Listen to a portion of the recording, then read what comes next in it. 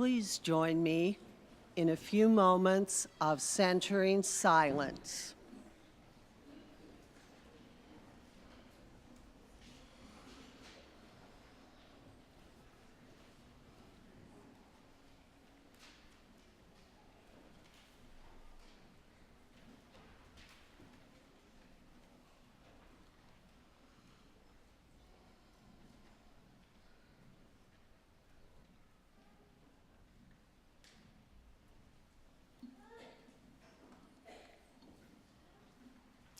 And now please remain seated for our ingathering hymn, number 389, and the words are printed in your order of service.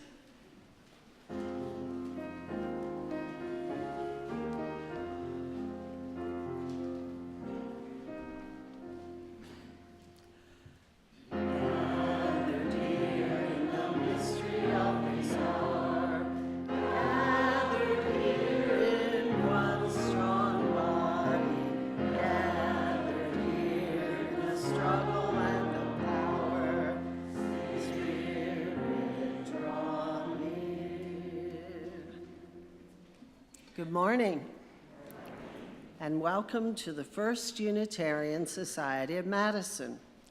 This is a community where curious seekers gather to explore spiritual, ethical, and social issues in an accepting and nurturing environment. Unitarian Universalism supports the freedom of conscience of each individual, as together we seek to be a force for good in the world. My name is Karen Rose Gredler, and on behalf of the congregation, I would like to extend a special welcome to our visitors. We are a welcoming congregation, so whomever you are and wherever you happen to be on your life journey, we celebrate your presence among us. Newcomers are encouraged to stay for our fellowship hour after the service and to visit the library, which is directly across from the middle doors of this auditorium. Bring your drinks and your questions. Members of our staff and lay ministry will be on hand to welcome you.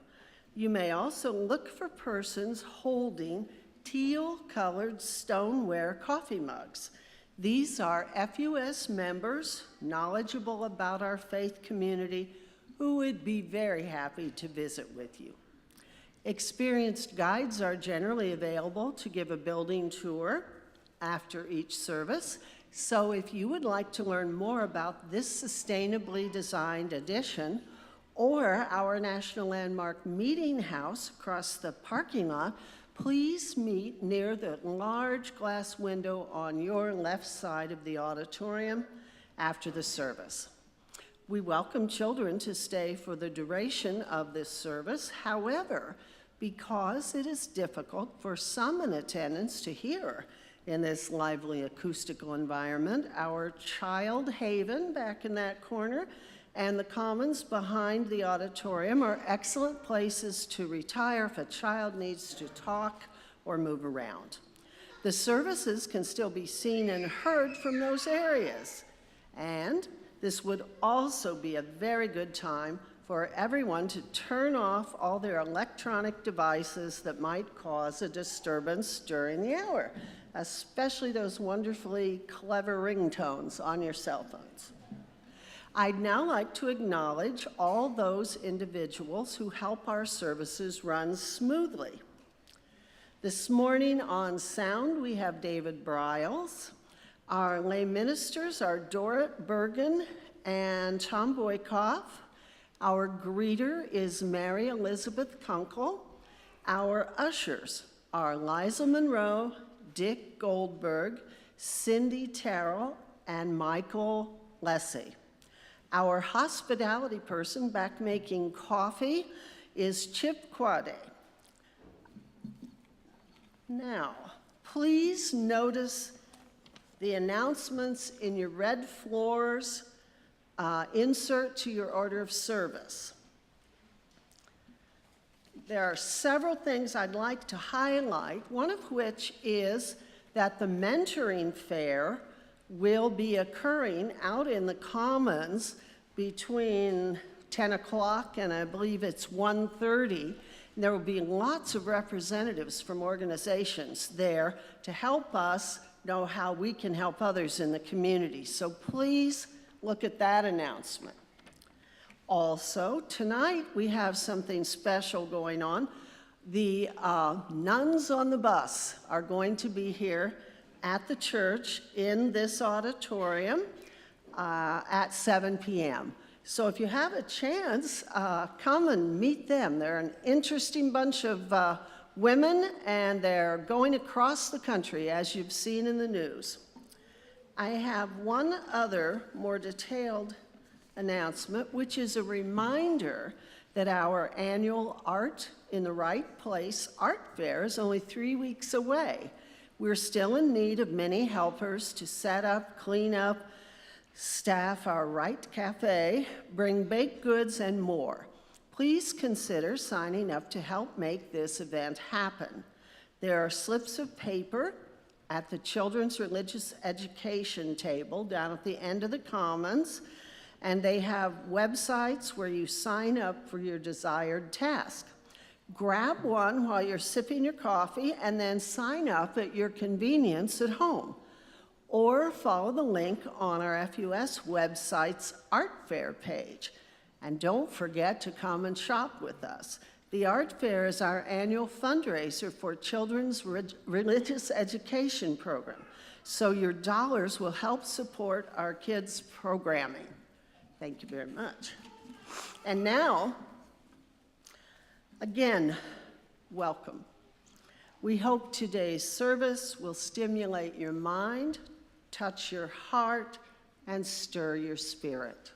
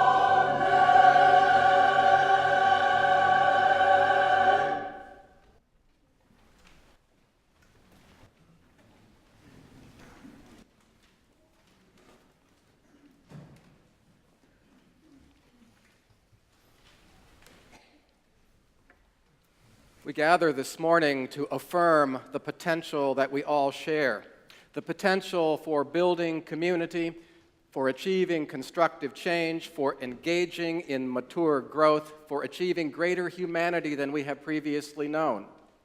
May this hour be for us a time of reflection on possibilities untried, and may it help us to meet the spiritual, the social, and the moral challenges that lie ahead. I invite you to rise in body or in spirit for the lighting of our chalice.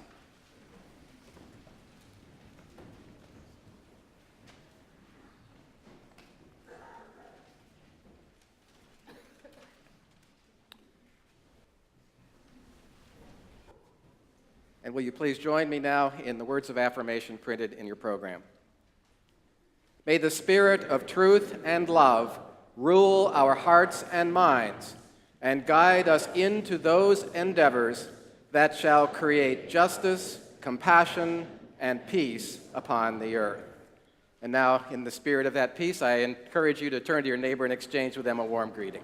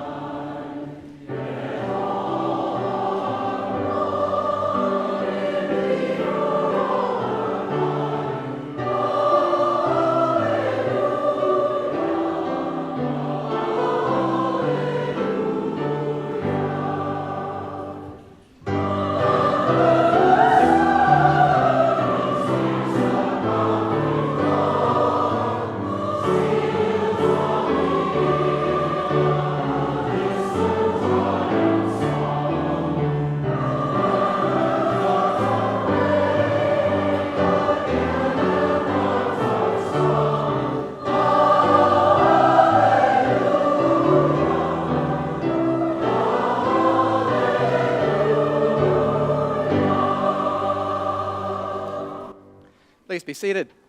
And I'd like to invite any children who are able and willing to come forward for the message for all ages.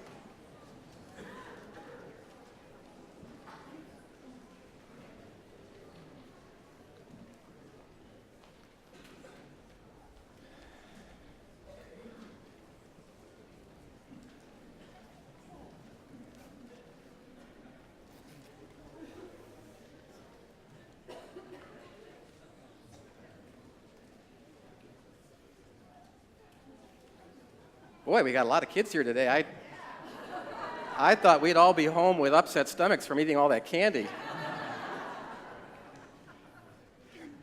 So, Friday was a special day, wasn't it? What day was it? It was Halloween. It was Halloween. And Tuesday is a special day, too. Why is Tuesday a special day? Day after tomorrow. Day of the Dead? Well, there you go. You may be right about that.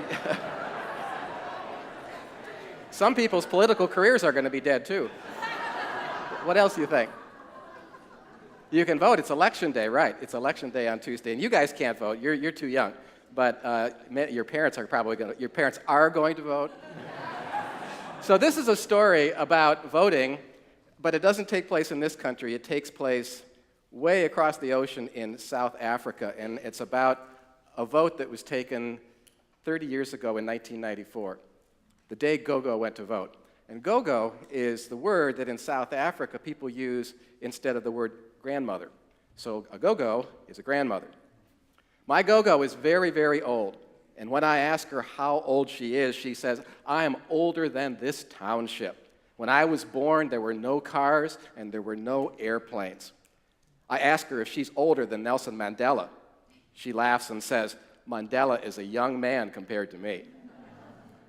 When I come home from school, my mother and father are still at work, so Gogo takes care of me. She calls me her little tail because I follow her everywhere. She lets me carry her beautiful blue cloth bag in which she keeps all of her important things, and sometimes she lets me open the bag, and inside I find sweets and candy. Because she was born in the olden days, Gogo knows a lot of things that happened a long time ago. And she tells me stories that her Gogo, her grandmother, told her about her ancestors and how they lived before the white people came to South Africa. One day, my mother and father came home really excited because they said all the political parties have agreed to an election day for a new government. And father explained that April 26th, 1994 would be a special voting day for old people and people who were very sick. On that day, they could go and vote. And everyone else, they would vote the next 2 days, on April 27th and 28th. "Good, I will vote on the day that the other old people go to vote," said Gogo. We were all shocked when Gogo said this because Gogo never goes out of our yard. She will not even go to church, so the minister has to come to our house to pray with her. That is why we were so surprised when Gogo said that she wanted to vote. "We cannot take you on April 26th because we have to go to work," my father said. "Then I will go with you on the 27th, said Gogo. But we're going by bus, and we can't have you at your age traveling on a crowded bus, and the buses may even be too full for us, and we might have to walk the whole way." "Besides," said Mother, "there will be long lines of people at the polling places. You won't be able to stand in those long lines." Mother and Father asked my aunts and uncles to help them to tell Gogo that she could not go to vote. But Gogo refused to listen. "You want me to die without having voted?" she said. I asked Gogo why she wanted to vote so much, and she said, "Thembi, that's my name, black people in South Africa have fought for many, many years for the right to vote.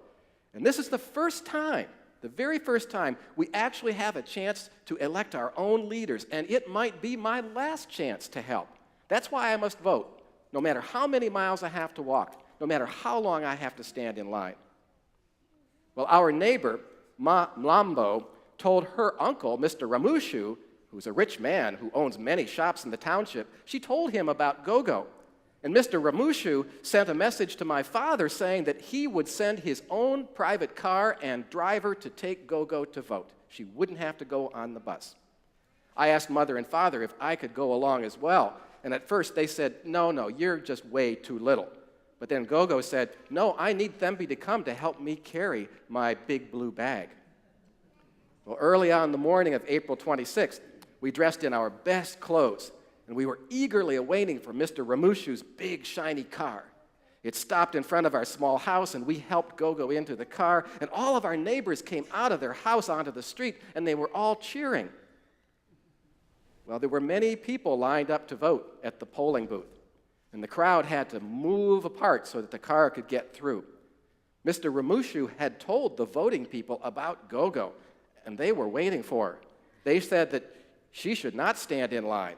And so a woman who was called the presiding officer guided us all into the voting booth.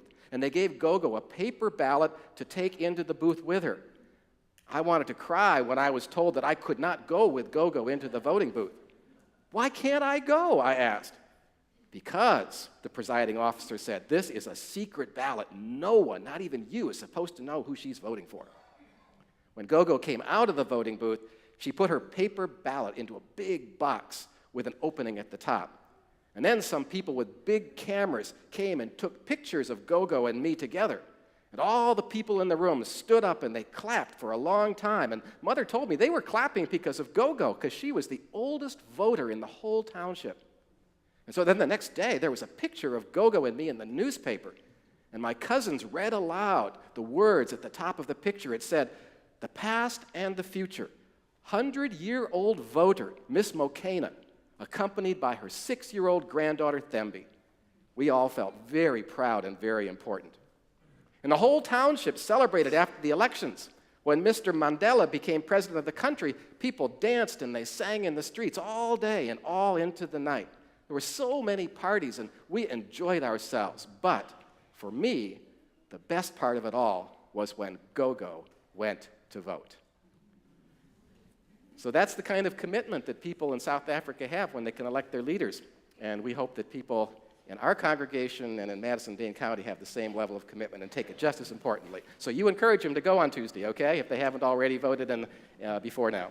So we're going to sing you out right now, and we hope you enjoy your classes.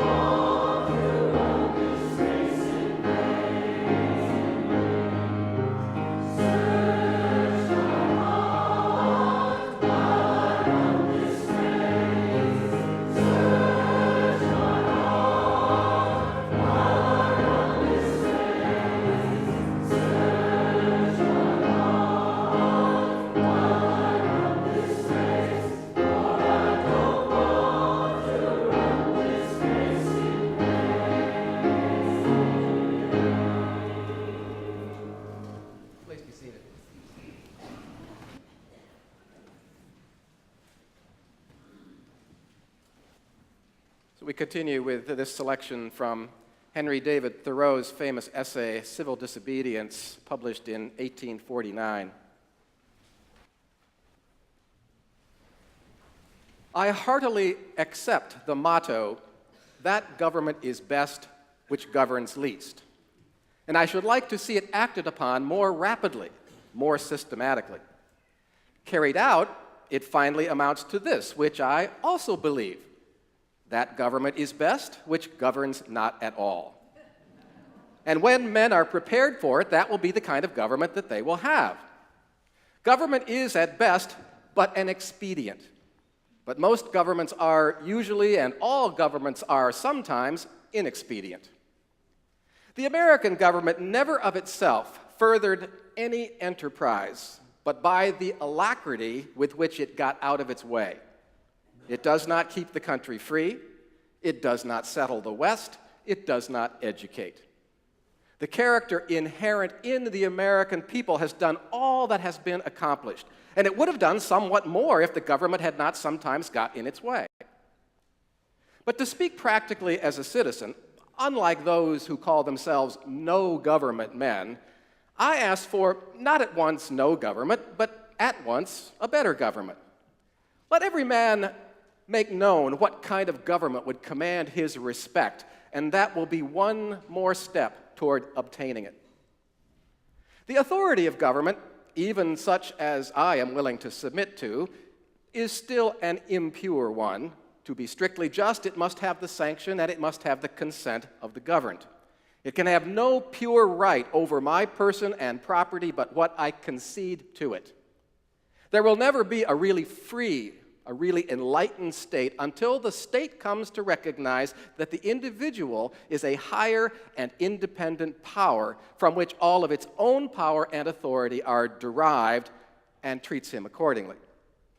A state which bore this kind of fruit would prepare the way for a still more perfect and glorious state, which also I have imagined, but not yet anywhere seen.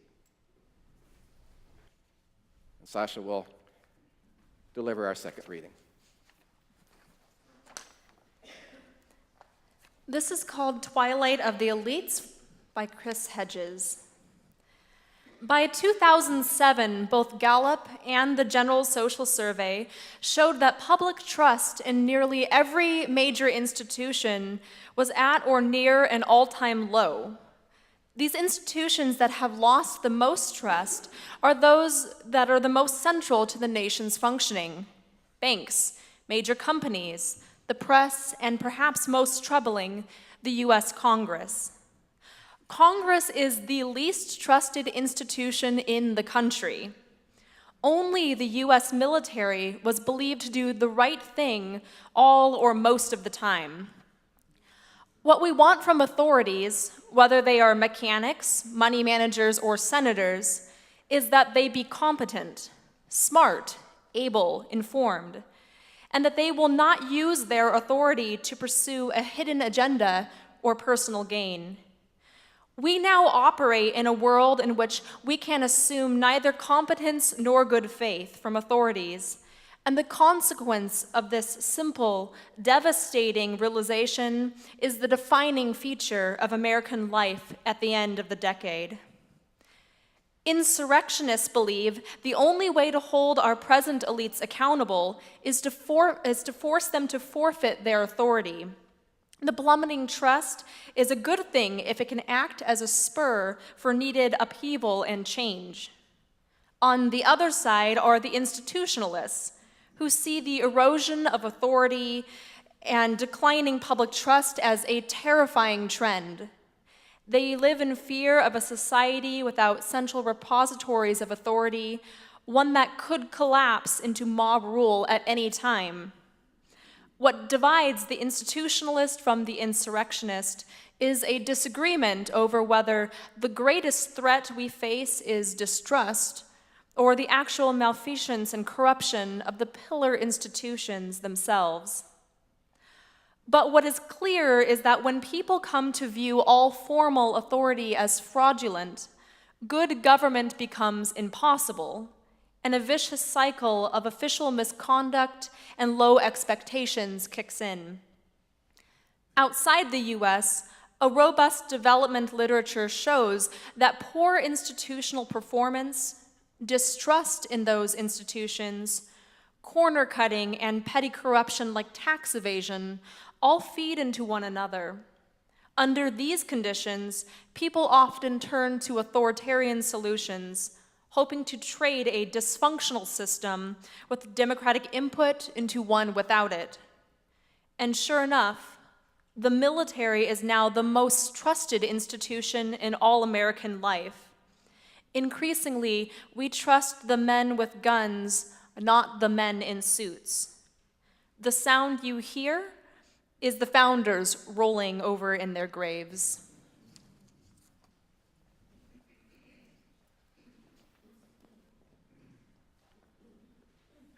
I invite you to join me now in the spirit of prayer and meditation.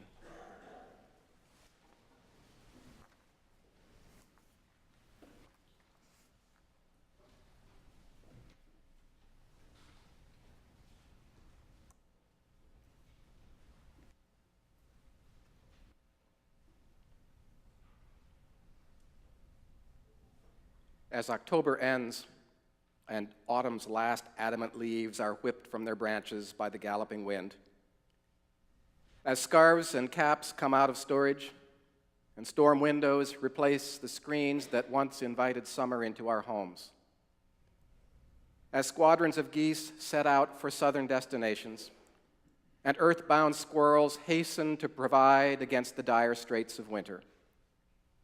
At such a time as this, do our thoughts return to things past, to life retreating, and to life that is no more.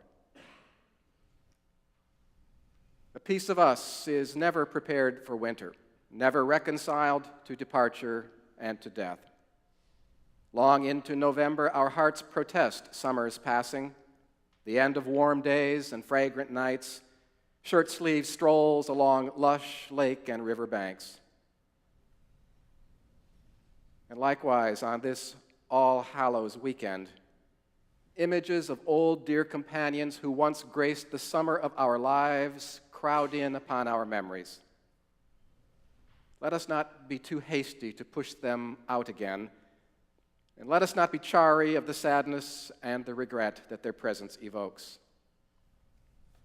May these brave and lovely spirits live again in our tender thoughts, for our recollections attest to their enduring importance, and they prove that death and distance are powerless to sever the bonds that connect truly loving hearts.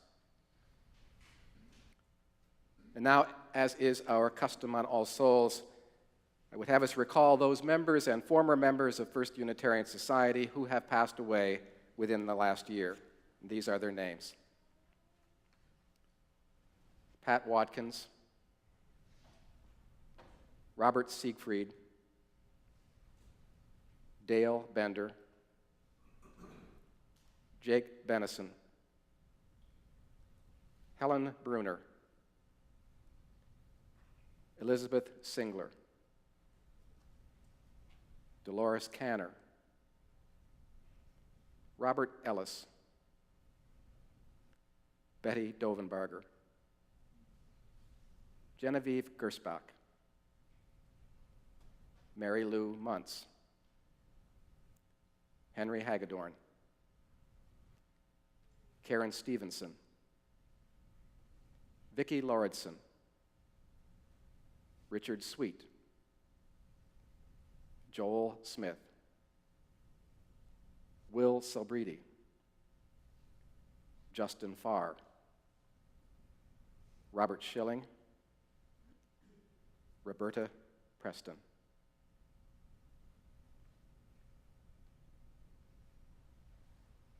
The flowers that grace our auditorium today were donated by March and Nick Schweitzer, and as they put it in your program, they are in memory of our parents, Scorpios all, and of all our wonderful Unitarian friends who have passed away in the last year.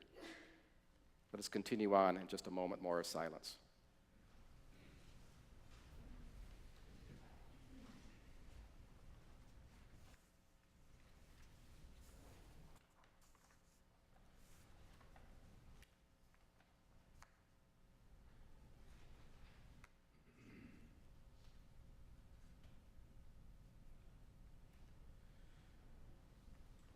Blessed be, and amen.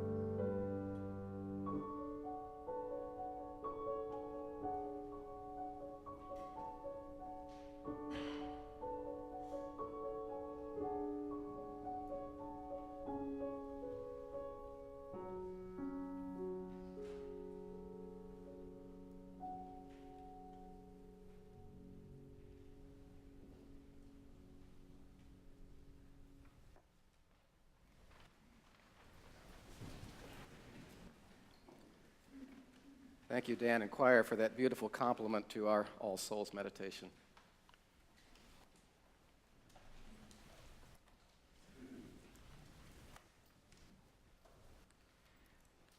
I'm from the government, and I'm here to help.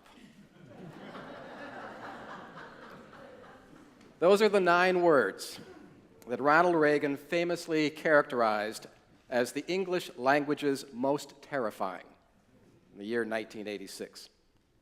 And so, halfway through his second term as president and as the primary spokesman for the federal government, Reagan declared it incapable of helping the citizens whose taxes supported it. And so deep was our 40th president's antipathy toward governmental services that on another occasion he compared it to a helpless infant. It has an alimentary canal with a big appetite at one end and no responsibility at the other, he said. A number of political observers have traced the steady decline of public trust in government, and most notably in the federal government, to the mid-1980s. Government is the problem, not the solution, Ronald Reagan was fond of saying, and for tens of millions of Americans, this has become something of a truism. For 3 decades now, Mark Lila writes, a consistent majority of Americans, a consistent majority, have agreed with the following 4 statements. When something is run by government, it is usually inefficient and wasteful. The federal government controls too much of our daily lives. Government regulation of business usually does more harm than good. Poor people have become too dependent on government assistance programs. Now, this appraisal of government stands in stark contrast to the attitudes that prevailed just 20 years earlier. In 1965, fully half of Americans expressed confidence that President Johnson's War on Poverty campaign, that campaign was capable of improving the lives of those at the bottom of the income ladder. And despite arguments to the contrary, as long as that program, the War on Poverty, was fully funded, it did do just that. It raised a lot of votes. These days, however, more and more candidates for office seem to be running against the very institution that they are pledging to serve. They rail continually about waste, inefficiency, interference, and incompetence. And the solution, its critics maintain, is to radically reduce the scope of government activity or, alternately, simply do away with its constituent parts. As the political strategist Grover Norquist once put it, our goal is to shrink government to the size where we can drown it in a bathtub. Now, admittedly, government doesn't always get things right. In just the past couple of years, we have seen major glitches in the rollout of the Affordable Care Act, serious missteps by the U.S. Border Patrol, the Department of Veterans Affairs, the Secret Service, and the Internal Revenue Service. And most recently, the Center for Disease Control and Prevention has come under fire. But while all of these federal entities are not beyond reproach, critics exploit such news in an effort to further reduce the public's confidence in government and to further, of course, their own political careers. As Peter Baker observed recently in the New York Times, today's disillusionment has been turbocharged by the relentless pace of the modern news media, the unforgiving glare of the social media, and the calculating efforts of partisans. Of 9 federal agencies tested by a new CBS News poll, only the FBI was rated well by a majority of Americans. And yet it is debatable whether government is really more dysfunctional now than in the past. Now, it doesn't help that a healthy majority of our fellow citizens know so little about their government and the challenges that it faces. Surveys reveal an appalling and widespread ignorance of our political system, even the basics of that system. For example, only 40% of Americans know that there are 100 senators in the U.S. Congress. 2/3 of Americans cannot name the 3 branches of the federal government. The same percentage, 2/3, cannot identify a single Supreme Court justice. 9 out of 10 do not know that John Roberts serves as the Chief Justice of the Supreme Court. Only a small percentage know that it takes 60 votes to overcome a filibuster. And at least some appear to not even know that Social Security is a federal program, and a pretty well-managed one at that. Americans are fond of saying that they hate politics, even as they profess to know so very little about it. And unfortunately, the average citizen's unwillingness to pay attention and to educate themselves makes them easy targets for those who know how to play not on their intellect, but on their emotions. As Henry Giroux recently wrote, "The United States is a country that is increasingly defined by a chronic and deadly form of civic illiteracy. And as this illiteracy has come to dominate, we have moved from a culture of inquiry, of questioning, to a culture of shouting. And in doing so, we have restaged politics and power in both unproductive and anti-democratic ways."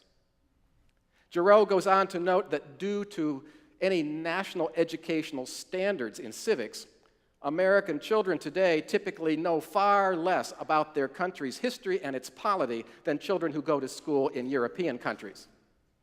But perhaps those who want to emasculate government actually prefer it that way. They prefer this ignorance. For all of its failings, if people had a fuller understanding of the mechanisms and the achievements of government, manipulating them would be all that much harder. Now, in addition to ignorance, though, there appears to be a subtle racial component to a lot of the anti-governmental fervor that we see. Surveys show that non-white voters tend to support government and its programs much more faithfully than white voters. Politicians and a complicit media have successfully convinced many whites that the federal social safety net is unfair and that it disproportionately favors people of color. A stark contrast is therefore drawn between hardworking and responsible white Americans and those other people who subsist on federal handouts. But the reality is actually a little different. According to a 2012 study by the Center on Budget and Policy Priorities, non-Hispanic white Americans represent 42% of the poor, and yet they receive almost 70% of the federal benefits. African Americans, on the other hand, represent 22% of America's poor and receive only 14% of federal benefits. Now, it seems to me that government in particular, and public institutions in general, are routinely held to a higher standard than institutions in the private sector. Oil companies wreak devastation on Prince William Sound in Alaska, on the Gulf of Mexico. The lending practices of major banks provoke the worst recession in 80 years. For-profit colleges fail their students and leave them with unmanageable debt loads. Large retail chains suffer breaches of security that expose millions of their customers to credit card fraud. Auto manufacturers fail to report known safety defects in their products.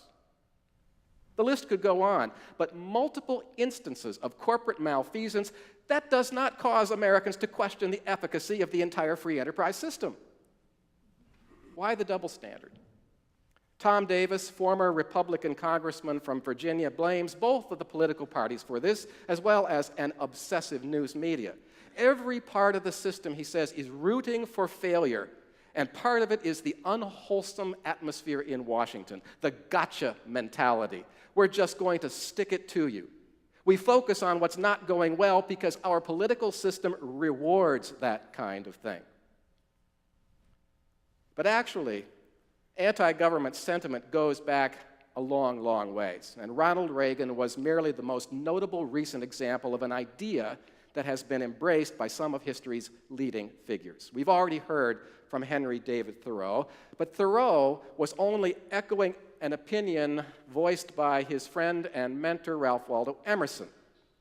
5 years before civil disobedience appeared, Emerson extolled those persons who deny the authority of the law on the simple ground of their own moral stature. Now, interestingly, Unitarians have been among some of the most vociferous opponents of federal power and authority in the early decades of our country's existence. Before Emerson, before Thoreau, there was Thomas Jefferson. Until he himself was elected president, Jefferson evinced contempt for federal power. And he argued strenuously that the sovereignty of the several states preceded and superseded the sovereignty and the authority of the central government. Each state, Jefferson insisted, had the power to override or to nullify any federal law of which that state disapproved. And Jefferson expanded on this idea in a resolution that he drafted for the state of Kentucky, whose representatives were eager to resist certain regulations that the new federal system sought to impose upon them. This might be called the basic document of anti-governmentalism in America, the historian Gary Wills writes.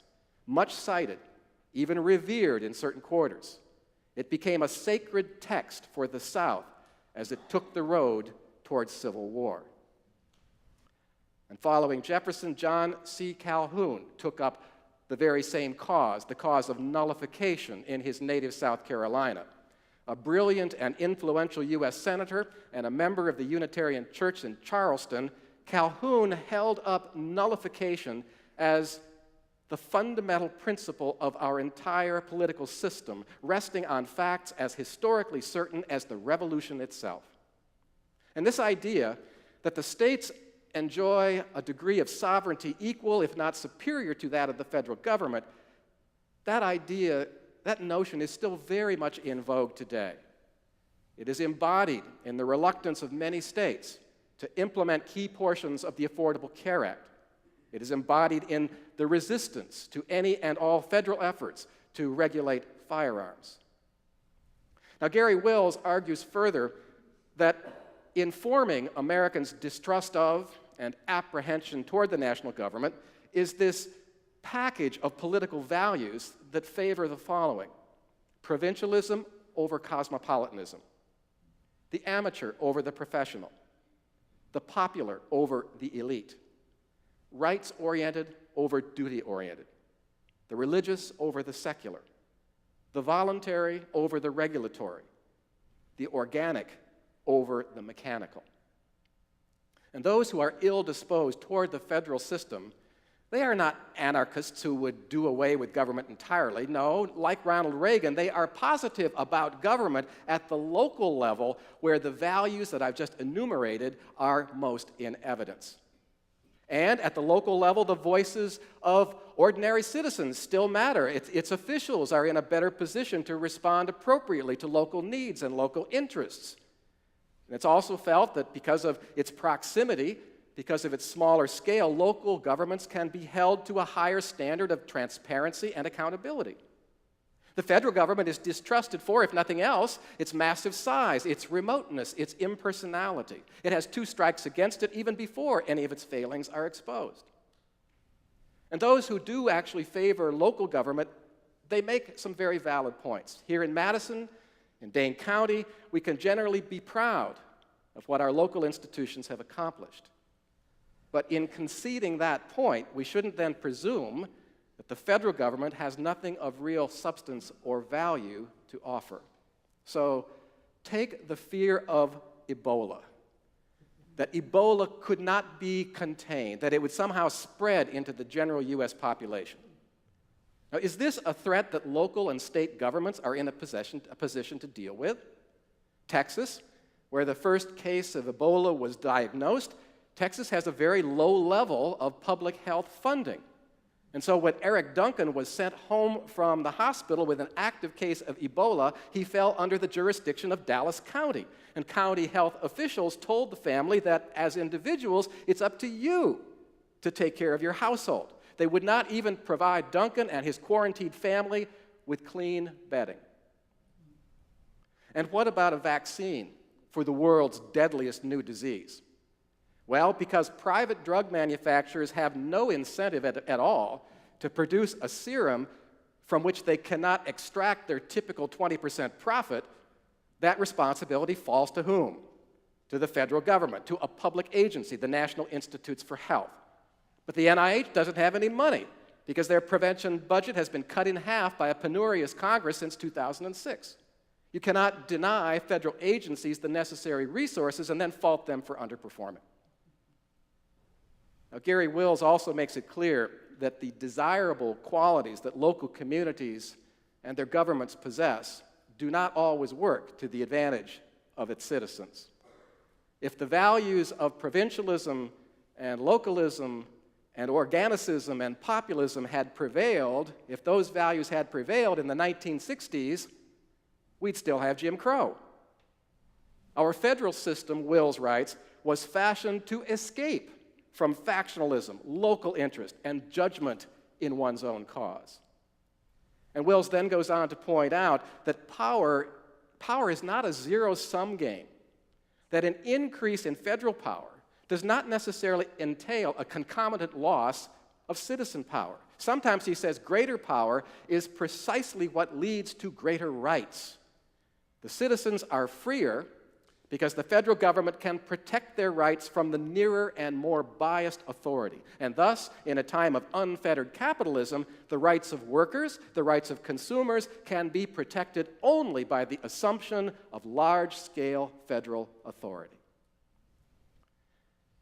Now, the book from which I have drawn Gary Wills' comments, that book is entitled A Necessary Evil. A Necessary Evil. And that title is based on a comment first offered by Thomas Paine and then later repeated by Thomas Jefferson, to wit, even in its best state, government is but a necessary evil, in its worst state, an intolerable one. Gary Wills does not agree with that opinion.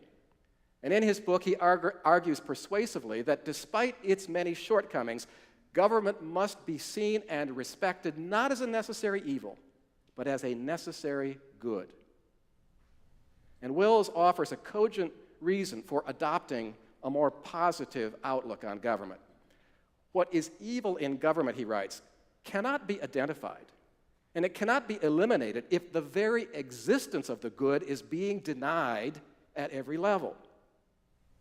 When marriages fail, he reminds us, we do not think that it's because marriage is evil in itself, nor do we dismiss other fallible cultural and economic institutions out of hand because of their mistakes. And demonizing of government is very poor, if not an outright dangerous way to handle politics, because as Chris Hedges warned in the reading you heard earlier, out of frustration, people may turn to authoritarian solutions, hoping to trade a dysfunctional system with democratic input to one without that input. And so, as Election Day approaches, if we cannot feel confident about our government, let us at least not be tempted into cynicism and despair. For now, at least, the government still belongs to us. It will only be as good as we insist that it be. May it be so. Our offering this morning will be shared, as you can read in your program, with an organization locally that renders assistance to our nation's veterans. Please be generous.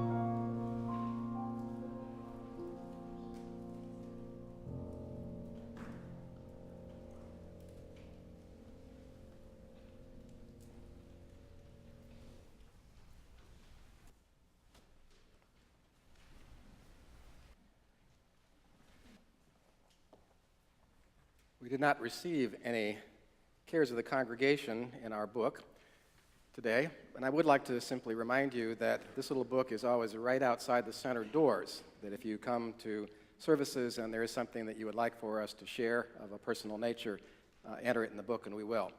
And then beyond that, anytime during the week, if you send either Kelly Crocker or me or Sasha an email with a concern registered, then we would be happy to also share that with the congregation on Sunday mornings. But without cares to speak of, I invite you now to turn to our closing hymn, which is number 140.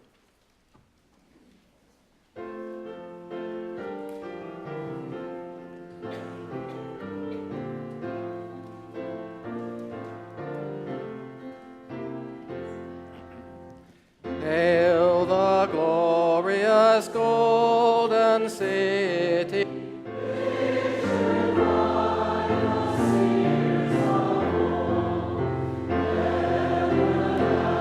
Everlasting light shines on.